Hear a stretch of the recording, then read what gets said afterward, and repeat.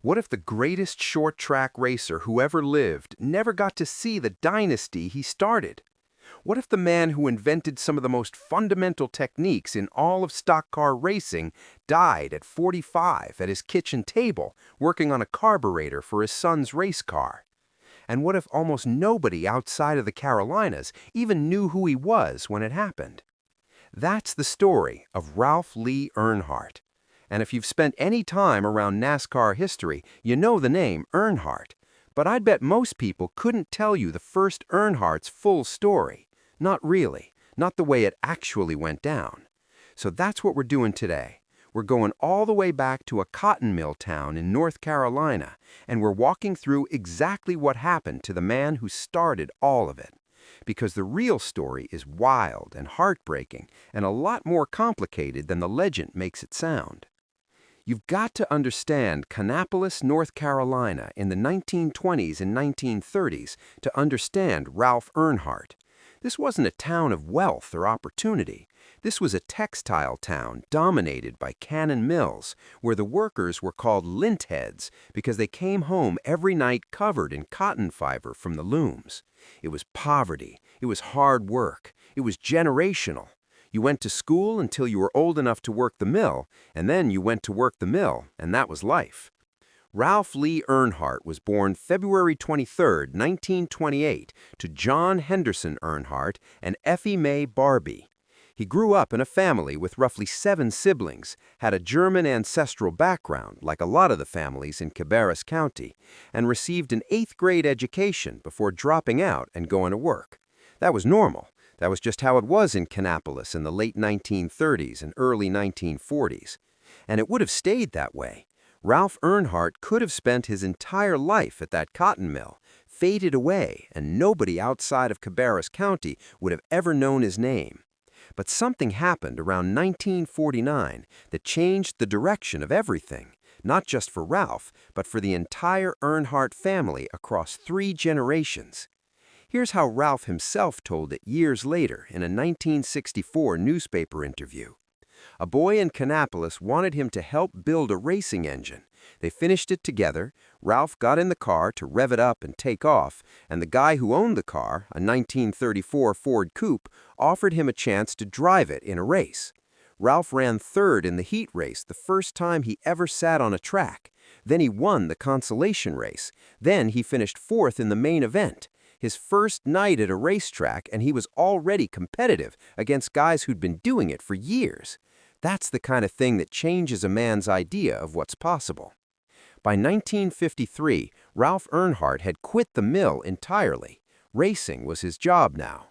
He was 25 years old, married to Martha King Coleman, and in the process of building a family in a community on the east side of Kannapolis that locals called Carr Hill, right on Sedan Avenue at the corner of a street called V8 Street. The neighborhood names alone tell you what the culture was around there. He and Martha had 5 kids over the years, daughters Kathy and Kay, sons Ralph Dale, born April 29, 1951, Randy, and Danny. The second son's full name was Ralph Dale Earnhardt. The world would come to know him as Dale Earnhardt Sr., but in 1951, he was just a baby in a house on Sedan Avenue, and his daddy was figuring out how to make a living racing stock cars. Now we need to talk about what happened when Ralph Earnhardt actually got out there and raced, because the numbers are almost hard to believe. In 1956, Ralph Earnhardt entered 76 races in the NASCAR Sportsman division and won 34 of them. 34 wins in one season. He won the NASCAR Sportsman Division National Championship that year, and then he turned around and did it again and again. He won the NASCAR Limited Sportsman Championship in both 1959 and 1960. He held the track championship at Hickory Motor Speedway 5 times.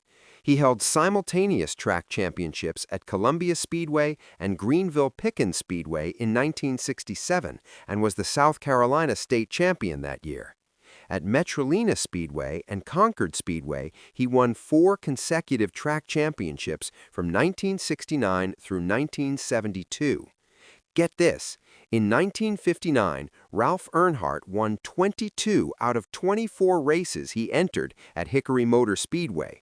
22 out of 24! That is a 91.7% winning percentage at one track in one season. And the response from the track was to ban him from competing there because his constant winning was killing attendance. Fans stopped coming because the result was a foregone conclusion before the green flag dropped.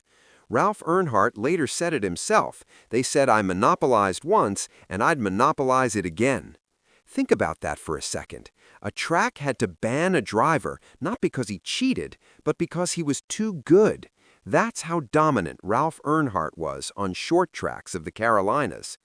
Over his 24-year career, he accumulated more than 350 NASCAR-sanctioned victories in the modified, sportsman, and limited sportsman divisions. 350 wins! To put that in perspective, Dale Earnhardt Sr. won 76 Winston Cup races over his entire career and is considered one of the greatest of all time. Ralph had more than 4 times that total just on the short tracks of the Carolinas. But here's the other side of it. At the Grand National level, the top tier of NASCAR that would later become the Winston Cup, Ralph ran only 51 races in his career. 51 starts spread from 1956 to 1964. 0 Grand National victories, 6 top 5 finishes, 1 pole position, average finish of 17th. On paper, that looks like a guy who could never cut it at the top level. In reality, it was something entirely different. This is the part of the story that people don't always understand, and it's important because it goes right to the heart of who Ralph Earnhardt was. He had a chance to run Grand National full-time. He turned it down, multiple times. After that 1956 season, when he won 34 sportsman races and also put up a second-place finish in his Grand National debut at Hickory, the powerhouse Holman Moody Ford factory team came to him with an offer to run the Grand National circuit full-time in 1957. Holman Moody was one of the most formidable racing operations in the business. This was a legitimate factory-backed deal, the kind of opportunity most drivers in the Carolinas would have jumped at without thinking twice. Ralph said no. The reasons were not complicated. Ralph was racing 4 to 5 nights a week at short tracks within driving distance of Kannapolis and making good money doing it. He estimated in 1959 that he had cleared around $9,000 profit from racing that year. In 1959 money, that is equivalent to somewhere around $95,000 today. He was earning that running his own equipment, being his own boss, going home to Martha and the kids at the end of the week.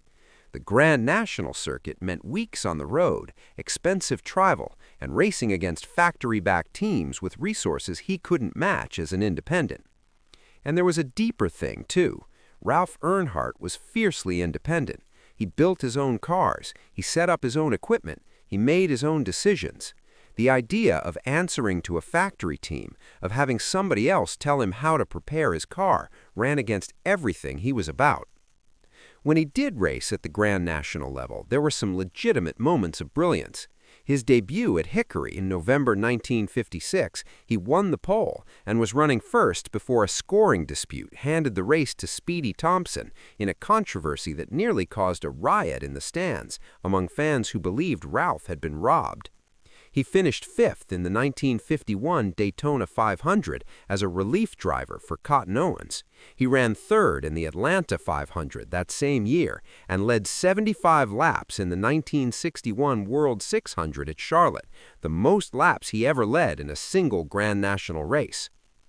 But the frustrations of Grand National racing kept coming.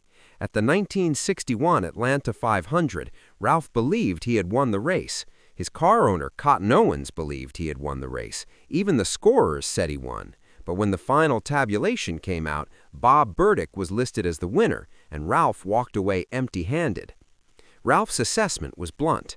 I thought I won, Cotton said I won, even the scorers said I won, but I didn't get the money. According to the final tabulation, Bob Burdick finished first. I guess you just can't beat an educated pencil. That line right there tells you something about who Ralph Earnhardt was. He was not a man who accepted things quietly when he thought he'd been wronged, and he was not going to keep throwing himself at a series that kept finding ways to give the result to somebody else. So he stayed on the short tracks, and he kept winning, and he kept building some of the best handling race cars anybody in the Carolinas had ever seen. And he kept teaching everything he knew to anybody who was paying attention, including a young driver named Bobby Isaac, who raced for Ralph in 1958 and won 28 features in Earnhardt-built equipment and went on to become a NASCAR Hall of Famer. And at home, on Sedan Avenue, he kept teaching his son Dale everything he knew about building and racing cars, whether Dale was officially watching or not.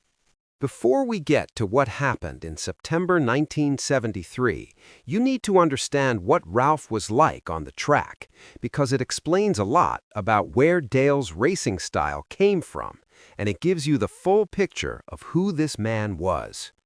Ralph Earnhardt's nickname was Ironheart, not because he was cold to the people in his life, but because once that green flag dropped, there was nothing on that racetrack he would give ground to. Nothing. And his biggest rival was Ned Jarrett.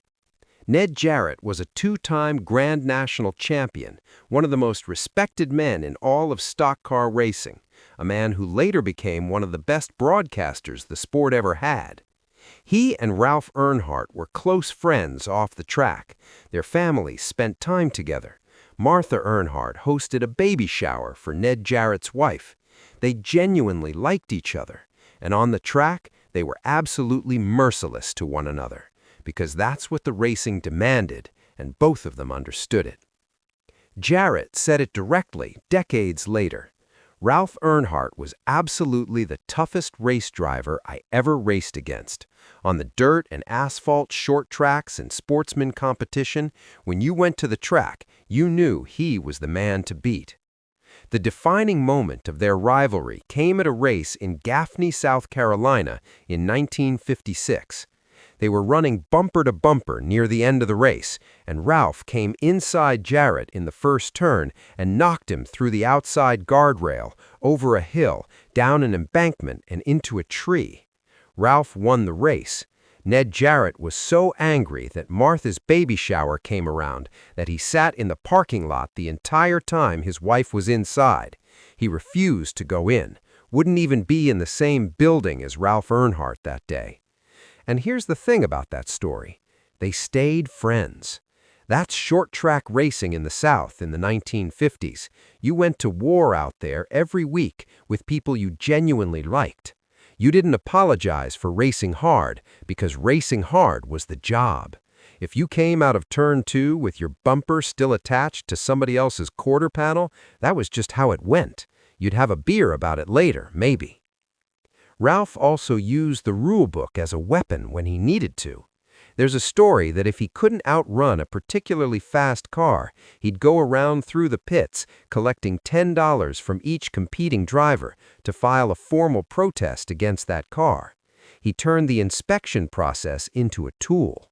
That's the kind of three-dimensional thinking that set him apart. It wasn't just driving, it was everything. The preparation, the strategy, the rules, the competition, all of it together. Bud Moore said something about the Earnhardts that cuts to the bone. Dale and his daddy are like two peas in a pod. Anybody who watched Dale Earnhardt Sr. race in the 1980s and 1990s and wonders where that relentless pushing, shoving, bumping, never give an inch style came from, the answer is Saturday night short tracks in the Carolinas with Ralph Earnhardt behind the wheel. Dale Earnhardt Sr. grew up watching his father do all of it. Every car Ralph built, every engine he assembled, every chassis geometry he drew on the concrete floor with soapstone. Dale was there, absorbing it. He later said, "I learned so much from just being around." He'd use soapstone to draw suspension geometries on the floor and show me how things worked. But the relationship between Ralph and Dale was complicated. Ralph was a man of very few words, not given to praise or outward approval. His daughter, Kathy, later shared a Christmas story that captures this perfectly. One year, Dale got a model motor as a gift, a kit that came in pieces, and Dale assembled the whole thing by himself. Ralph looked at it, found one piece he thought was on the wrong side, said so, and walked out of the room. Never said good job, never said well done, nothing. That was Ralph. His daughter Kathy put it plainly years later. Ralph was not the kind of man who told you when you did something right. Ralph didn't want Dale to race. He tried to keep him in school. There's an account that he offered Dale a race car if he got his diploma. Dale dropped out in the 9th grade, tried it twice and couldn't make it work. Ralph was not happy about that, and according to some accounts, put Dale out to fend for himself for a period. The relationship was strained. The approval Dale desperately wanted from his father was something Ralph almost never gave directly. But at age 12, in 1963, Dale secretly took one of Ralph's cars out and raced it at a local track. He nearly beat one of Ralph's closest competitors. That story says everything about where Dale's natural talent came from. The boy was already his father on the racetrack, even before Ralph knew he was out there.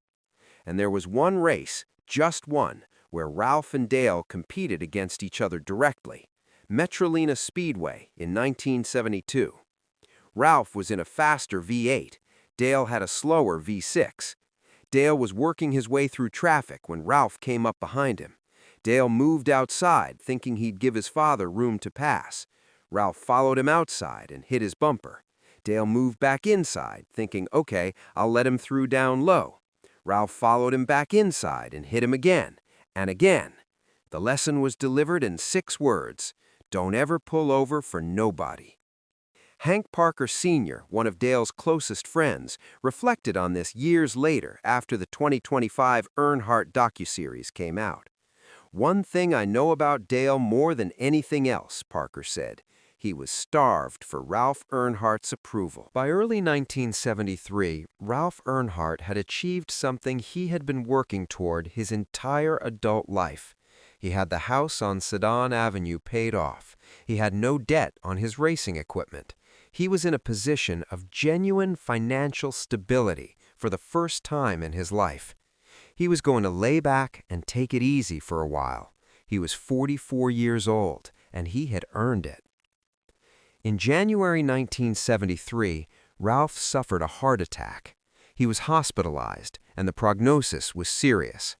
His daughter Kathy later explained that medical science at that time was only just beginning to develop bypass surgeries and stent procedures, and those options simply weren't available to Ralph in the way they would be today. He was placed on blood thinners, put on a special diet, and told to manage his activity carefully. While Ralph was sidelined from driving, he put a man named Stick Elliott behind the wheel of his cars. Ralph's cars were so well prepared that Elliott went out and won 18 straight races in Earnhardt-built equipment, 18 in a row. The car preparation was so far ahead of the competition that it won whether Ralph was driving or someone else was. That's how good those cars were. Ralph came back to driving that summer. Based on available records, he won races at Concord Speedway on June 23rd and July 7th of 1973. Those appear to be his last victories. He was 45 years old, working through a serious cardiac episode with limited medical options, still building and racing cars because that's all he had ever done, and that's all he knew how to be. Dale reflected on his father's state of mind during those months in an interview years later. He had just got the house paid for, and he didn't have no bills on his racing equipment. He was going to lay back and take it easy, and then he had a heart attack, Dale said, and was gone. He had worked so hard. I think the racing, all the hard work and the worry, caused the strain and the heart attack. Now, we get to the day itself, and I want to be straight with you here because the specific details of what happened on September 26, 1973, have some conflict between different accounts, and I'm going to walk you through what we know and where the accounts differ. The date is confirmed, September 26, 1973. Ralph Earnhardt was 45 years old. The location is confirmed, the family home on Sedan Avenue in Kannapolis, North Carolina. The cause of death is confirmed, heart attack. What is not entirely clear across all the available accounts is exactly who was in the house and who found him. One account from an ESPN piece suggests Ralph was in the garage earlier in the day, working on a neighborhood car as a side job, felt chest pain when a woman came to pick up her keys, excused himself, and went inside the house. He was found at the kitchen table where he had been working on a carburetor. Multiple sources specify the kitchen table, not the garage. This is important to note because the 2004 ESPN movie, 3, The Dale Earnhardt Story, depicted Ralph dying in the garage, with Dale finding him. Multiple people who were actually there have explicitly said that depiction was wrong. He died in the kitchen. The most detailed family account of that day comes from Kathy Earnhardt Watkins, Ralph's daughter, speaking on the Dale Jr. Download podcast in 2022. Kathy said she and Martha were away from the house that afternoon, driving Kathy's grandmother home. They received a message to call home. When Kathy called, Dale answered the phone. He told them to come home immediately, without telling them specifically what had happened. When they arrived, both sides of the street were lined with cars, and they immediately knew the severity of the situation. So based on Kathy's account, Martha was not home when it happened. Dale was either at the house when Ralph collapsed or was called to the scene shortly after. Whether Dale found his father or was called after the fact, Kathy's account places him as the person who answered the phone and as the one who told the family to come home. He had just turned 22 years old 4 months earlier. Ralph Lee Earnhardt was buried at Center Grove Lutheran Church Cemetery in Kannapolis.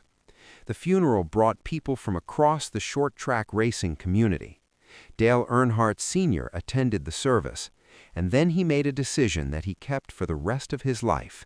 He never attended another funeral, not for close friends, not for fellow racers, not for anyone. He told people that attending his father's funeral was the last one he could bear. "That was the last funeral I ever gone to," Dale said years later. "It took me a year or so to get over being mad.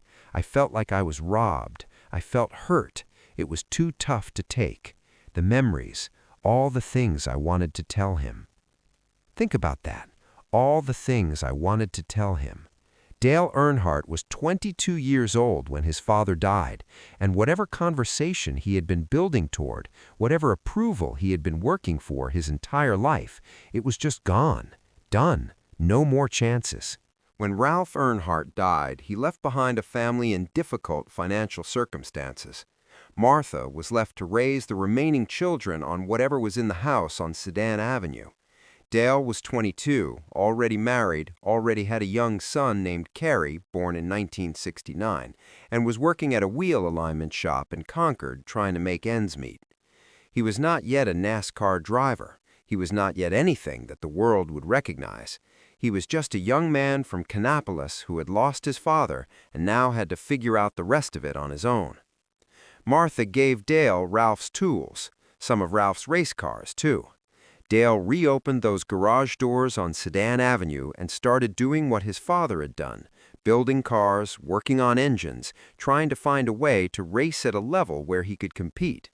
He borrowed money when he needed to, lived in apartments and trailers between wherever the opportunities were, did odd jobs between races to keep it all going.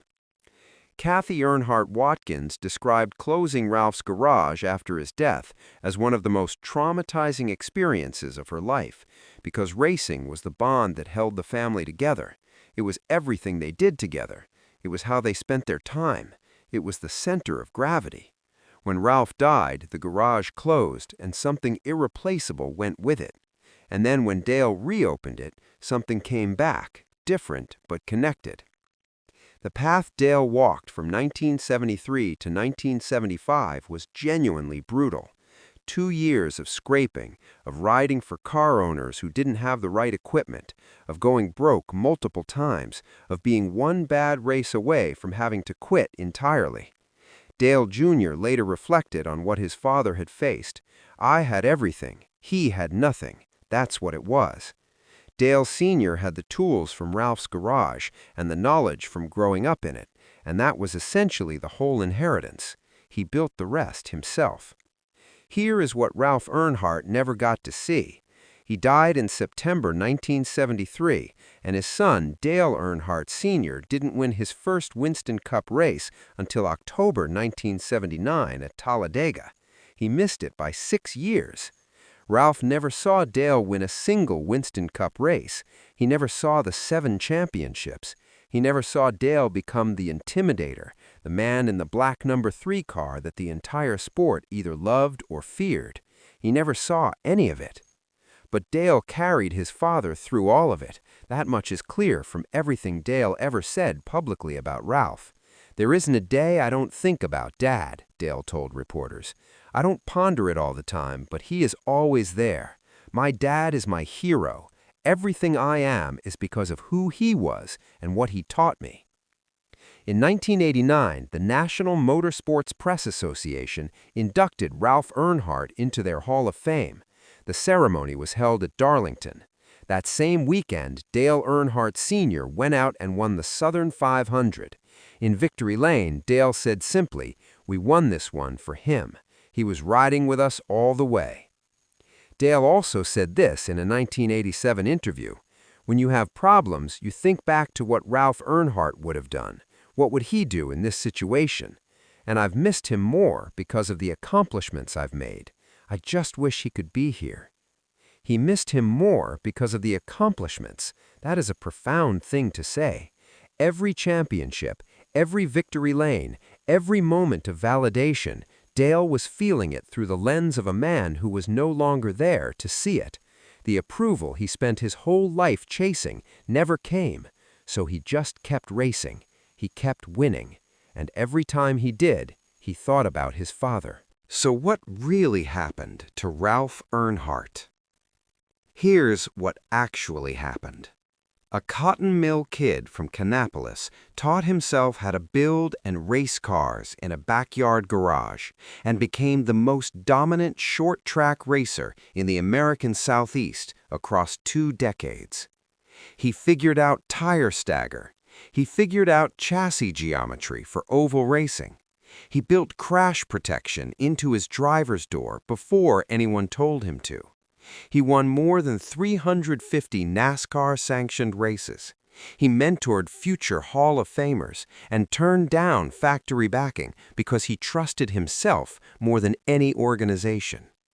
He had a heart attack in January 1973 at age 44, just as he was finally in a position of financial stability for the first time in his life.